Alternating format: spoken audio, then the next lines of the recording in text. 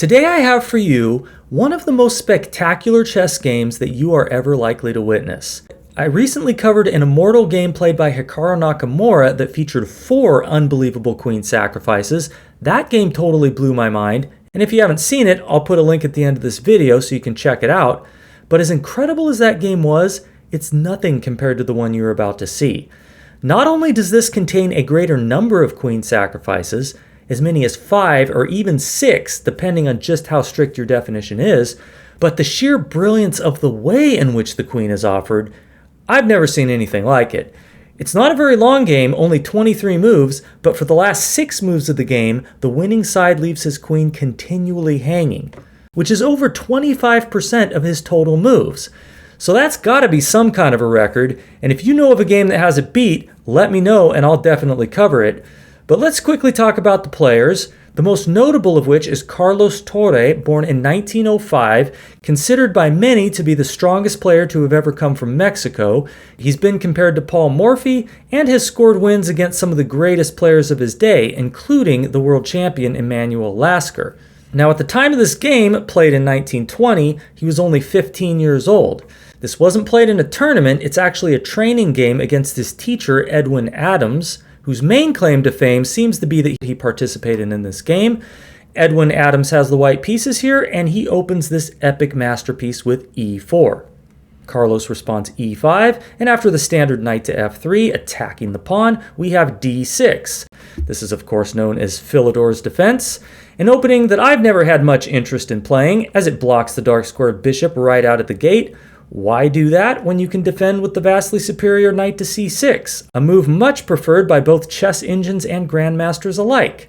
And this is not a purely rhetorical question. I know there's got to be some die-hard Philidor enthusiasts out there, so if that's you, feel free to set me straight in the comments.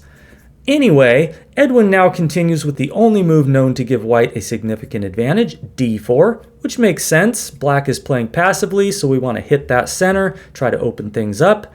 e5 is now attacked twice, and so Carlos continues with the strongest and most popular move, e takes d4, to which white's most natural response, one might think, would be knight takes d4. But instead we have queen takes d4, which develops another piece, unlike knight takes d4, which does not. So this momentarily gives white a 2-piece lead in development. However, it does allow knight to c6, now played by Carlos, with an attack on the queen, which if it were to move, then black could catch up a bit in his development by playing knight to f6. So what we have instead is the move preferred by the vast majority of strong players who reach this position, bishop to b5, pinning the knight to the king. Carlos responds bishop to d7, breaking the pin, and so once again threatening to win the queen. And this brings us to an interesting position. What would you play here as white? Well, it's really a matter of preference. Modern-day engines, up to and including the latest version of Stockfish, are saying just move the queen. d3 is probably the best square, and then go about your business. And this is indeed what was played in the most recent Super GM level game to reach this position, about 5 years ago, where Jan Nepomniachtchi played queen to d3 against Anish Giri, and then went on to make a draw. But for the majority of this opening's history, the move that almost everybody's played, including the great Paul Morphy, is the move now played by Edwin Adams, bishop takes c6, giving up the bishop pair to bishop takes c6, but what white gets in return after knight to c3 is a 2-piece lead in development, having 3 pieces developed for the moment, as opposed to black's 1 piece. Additionally, he's ready to castle kingside on his next move, whereas black has made no progress towards castling kingside. So some potential danger here for Team Black, but if he continues with the obvious knight to f6, as is played in the game, followed by bishop to e7, kingside castling, and then doesn't play any fatally inaccurate moves for the entire rest of the game, he should be just fine. But you know what might just be even better than that? A rarely played move, and one that's actually never been played at the Grandmaster level, that I could find any record of anyway, and that move is bishop to e7. A sacrifice of the g7 pawn, and the number 1 choice of Stockfish.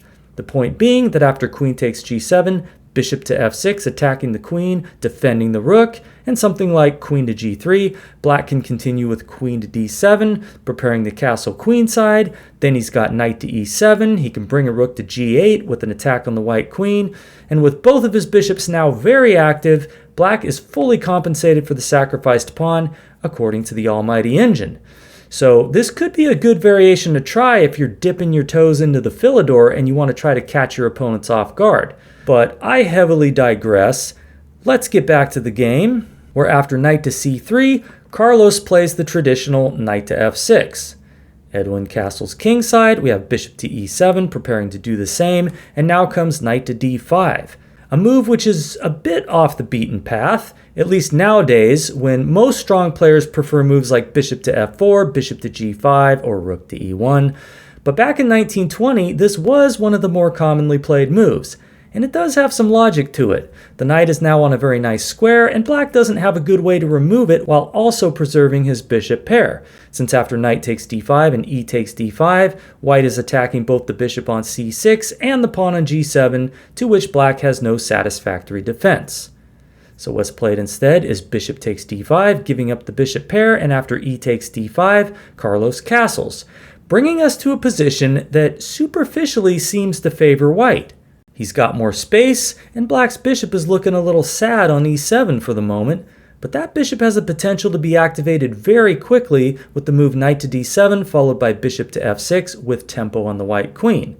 Hence the move bishop to g5 from Edwin, ready to meet knight to d7, which was not played in the game, with bishop takes e7, after which queen takes e7 can be met with rook f to e1 with tempo on the queen. Looks kind of nice.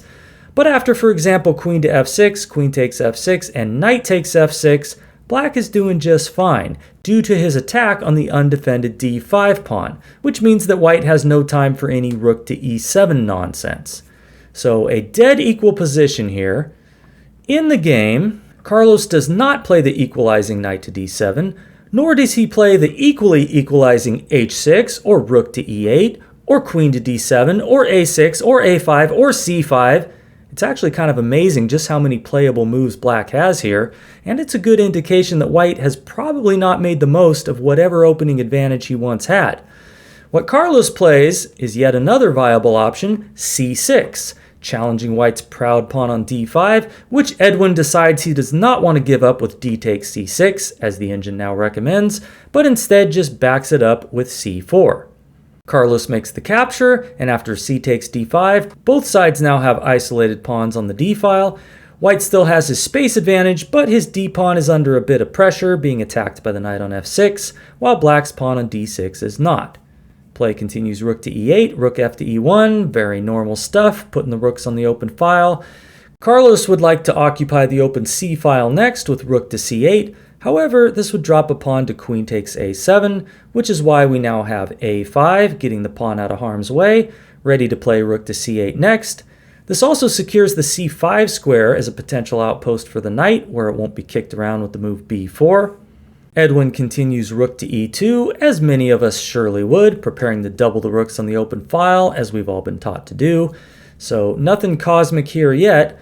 However, after this move rook to e2, black has suddenly gone from having a plethora of viable options to having only two moves that are actually any good. Pause the video and have a look if you'd like to try and determine what one or both of those moves are. What black needs to play, and which Carlos does not play, is either queen to d7 or h6 followed by queen to d7, assuming that white doesn't capture on f6, which of course will be met with bishop takes f6, attacking the white queen. This move queen to d7 connects the rooks and clears the d8 square for black's bishop, so that after rook a to e1, h6, and bishop to h4, black is able to effectively contest the e-file with the odd-looking bishop to d8. He's given his king a square on h7, so there's no back rank mating tricks, which was the whole point of throwing in the move h6.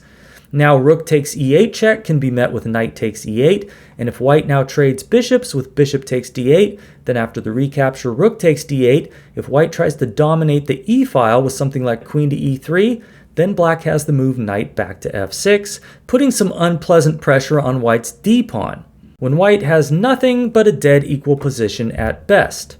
What's played in the game, instead of the correct queen to d7 or h6, is the quite reasonable looking, though highly dubious, rook to c8, developing the rook to the open c-file.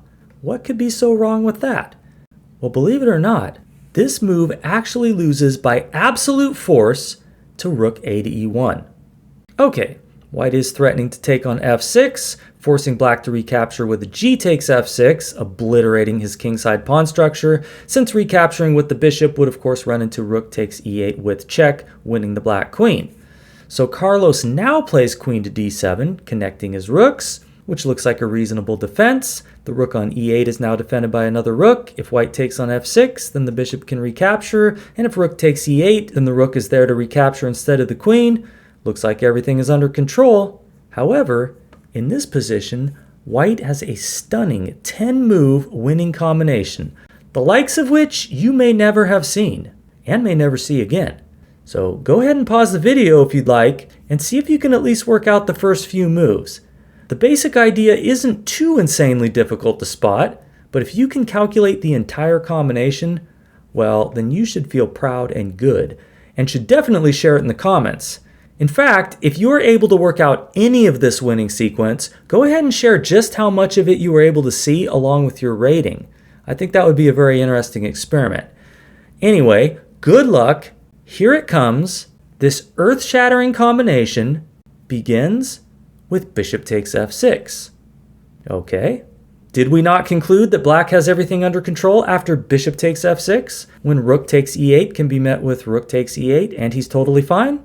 Well, that is true, but rook takes e8 is not white's best move here, because this is where the sacrificing of the queen begins, with a real stunner of a move, queen to g4, attacking black's queen on d7, which is providing essential defense to the rook on e8, and therefore may not capture on g4, lest black be mated in two moves with rook takes e8 check, rook takes e8, and rook takes e8 checkmate.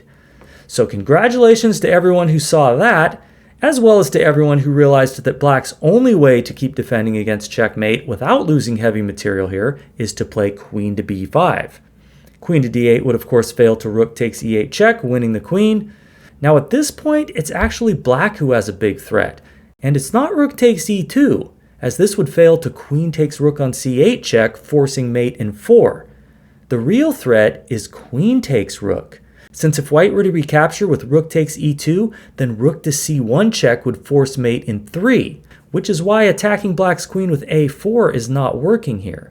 So just to show you, after a4, queen takes e2, and rook takes e2, we have rook to c1 check, rook to e1, rook c takes e1 check, knight takes e1, and rook takes e1 checkmate. This is why, after queen to b5, white's only winning move, now played by Edwin, is not a4, but rather the truly insane queen to c4, a second offer of the queen, which again may not be accepted without allowing a rapid checkmate, since either queen takes c4 or rook takes c4 would remove that necessary defense from e8, allowing mate in 2, beginning with rook takes e8. So we have queen back to d7.